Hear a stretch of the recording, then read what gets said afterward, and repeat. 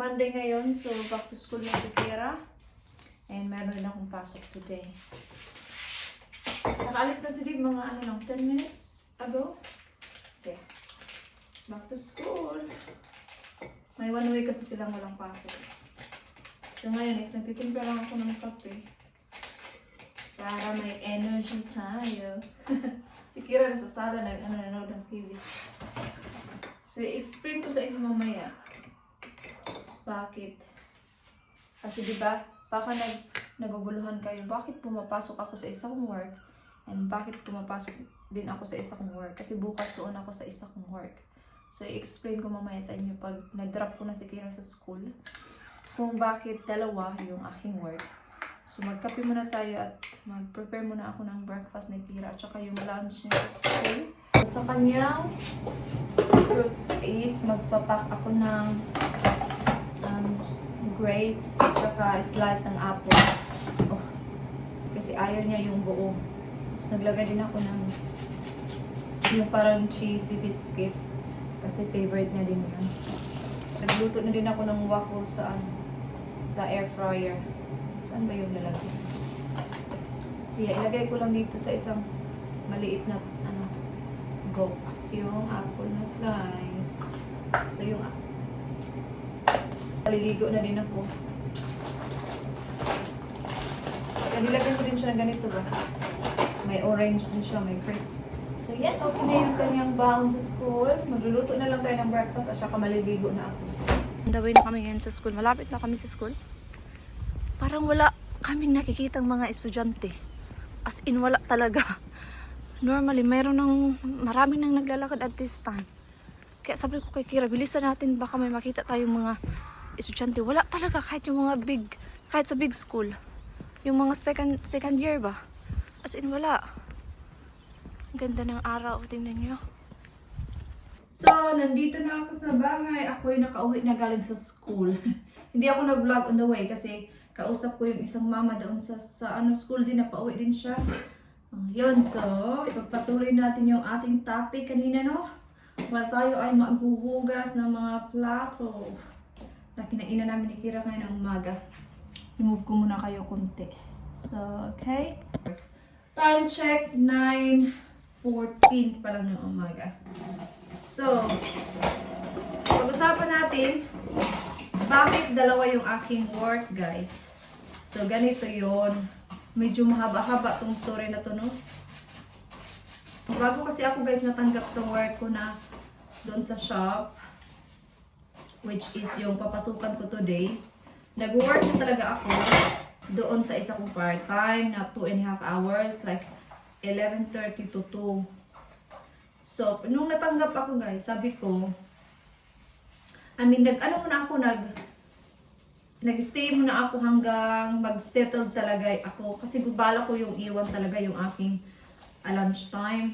Bala kong iwan yung 2.5 ba. Tapos sabi ko, parang kaya naman sa schedule ko.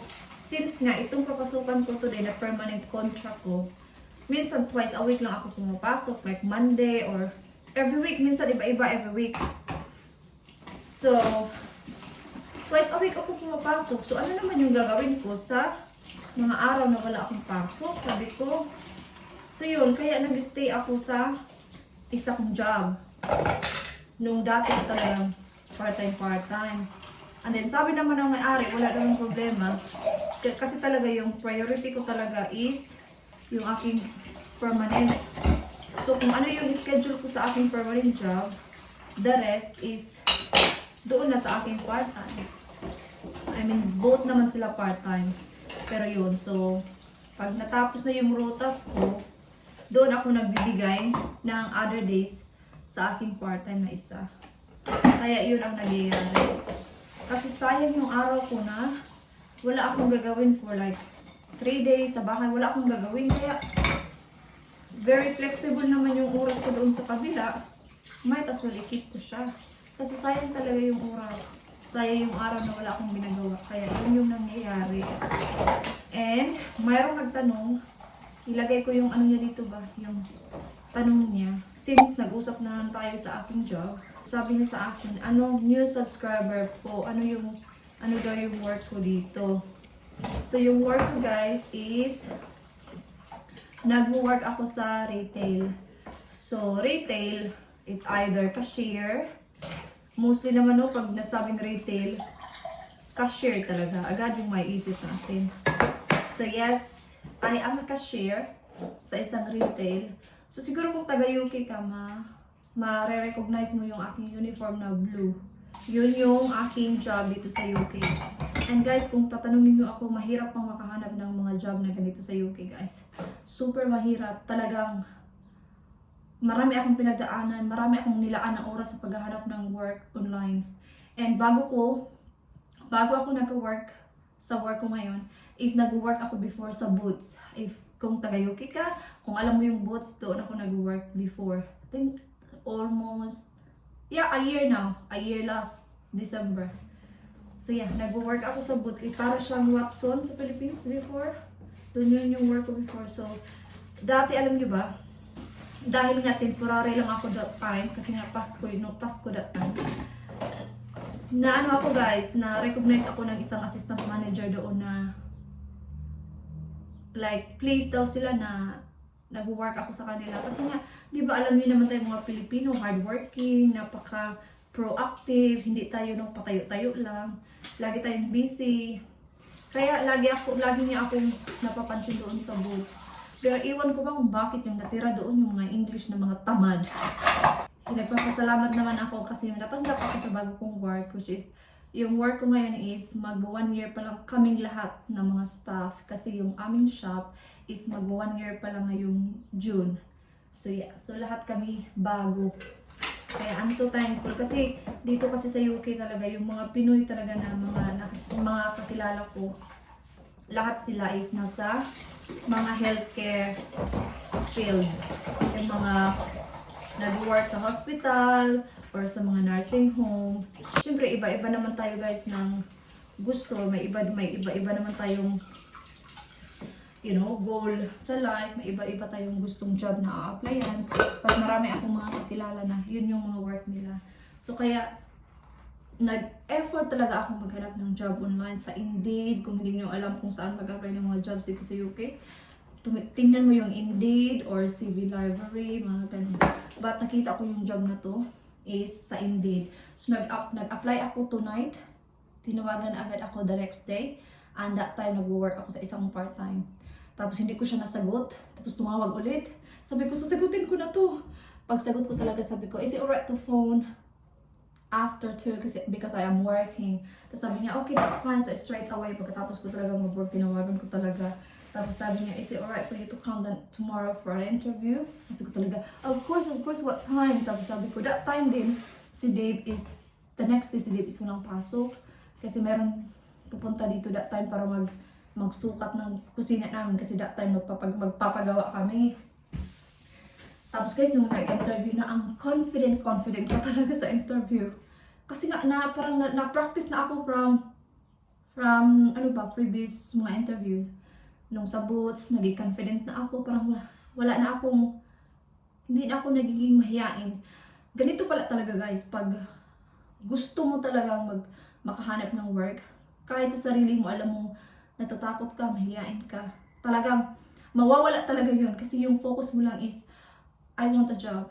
Yun yung focus mo. Kaya, and also, if you really want the job, especially that is specific job, na gusto mo talaga siyang applyan kasi in-applyan mo kasi gusto mo, yun yung parang nawawala na talaga yung hiya mo kasi gusto mo talagang makuha yung job. Kaya yun, yung confidence lang talaga guys is the key para makuha mo yung mga bagay-bagay. Ganon kasi pag nag-work ka guys at nagiging confident ka na at kasi you're getting out of your comfort zone, parang napapractice mo yung confidence mo, and which is good for us na mag-gain mo yung confidence mo kasi it is really good. You can benefit from it in the long run. Yun yung talagang ko guys, na-learn ko sa pag-work ko dito sa UK. And for now, part-time lang yung kaya ko kasi syempre may anak pa ako, but maybe in the future pag nasa big school na si Kira, I will apply another job na longer hours kasi ngayon part-time lang talaga yung hours na kaya ko. And it's still good, at least meron akong something to do every week rather than nothing.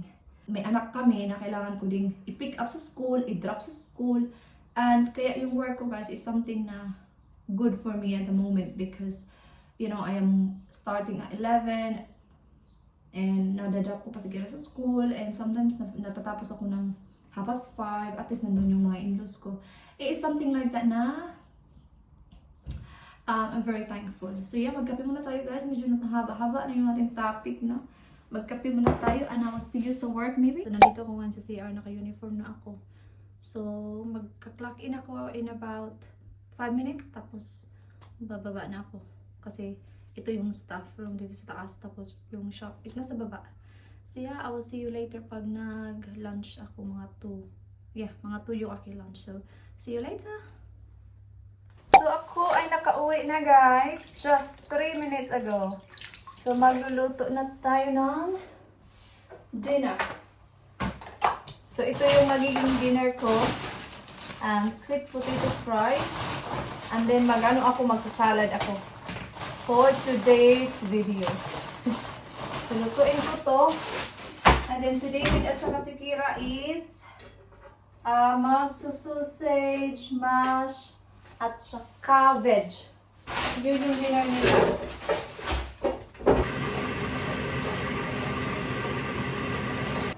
This is my Dijon chicken. hungry at all. Kira. Yeah.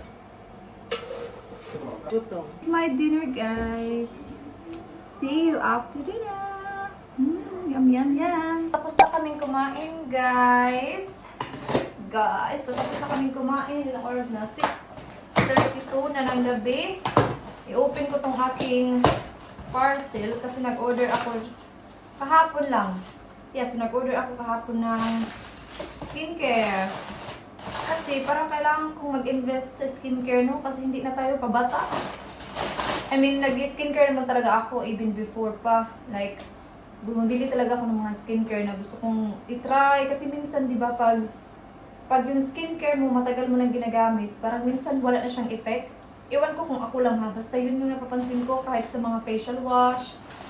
Kaya yung una yung ginagamit kong facial is yung CeraVe ba yun? CeraVe. Tapos hanggang sa hindi na siya nag-work sa akin, pinalitan ko na naman siya ng Cetaphil. Pero yung Cetaphil, okay lang din siya.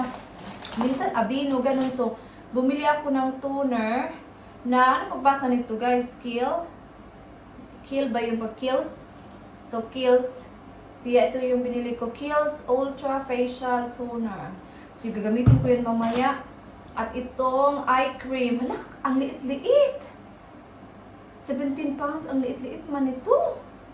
Pero, tingnan natin, no, kahit maliit, pero gano'n naman talaga pag skincare. Yung, depende na yan sa gusto natin, pero mostly mahal na talaga yung mga skincare. So, i-try natin yan mamaya. Pagkatapos ko maghinsaw. Kasi mag-ano ako guys, mag-half bath. Si Kira maliligo na yan maya-maya. So, yeah, so i-end ko na yung vlog at balitaan ko kayo kung maganda ba yung skincare na yan. Eh, wala masyadong ganap kasi work naman tayo, no? Hindi uwi. Ganun. So yes, thank you so much guys for watching and I hope to see you guys on my next vlog. Sabado may vlog ako guys. So yeah, bye-bye!